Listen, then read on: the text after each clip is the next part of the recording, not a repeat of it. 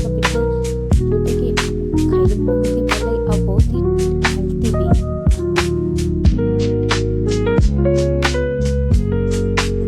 केते सुंदर से बनी गोल गोल हेई सुंदर देखा।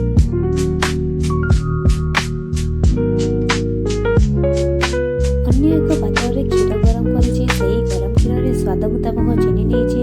जेहेतु गईंटा टिके मीठा लगे भल लगे पुणी से गोलमरीच अळेच गुंड भी मिसैछि एवं लुण छोट चामच रे 2 थर ऐड करिछि। आपण माने देखि पाइबे गोली गुड़ाक केते सुंदर भावे सिझी गलानी एवं ऊपर को भी उठी आसिलानी। एटा होछि परफेक्ट स्टेज। मु अन्य एक पात्र रे घी 2 चामच नेछि। सेतिरे काजू अल्प नड़िया खंड शेष में तेजपत्र को ऐड करिछि। भले से फ्राई कर देछि एवं सेगुड़ाक नहीं मु फुटुवा क्षीर ऐड कर देछि। पुणी 5 मिनट छाड़ी देछि एवं देखंतु केते बढ़िया से सुंदर से गईंटा पिठा हमर रेडी हो जाइछि एवं बढ़िया बास्ना भी आछि। आपण माने निश्चय ट्राई करंतु। जदि मो वीडियोटी भल लागुछि लाइक शेयर सब्सक्राइब निश्चय करिवे जम्मा भूलिबेनी। रहिली बाय बाय जय जगन्नाथ।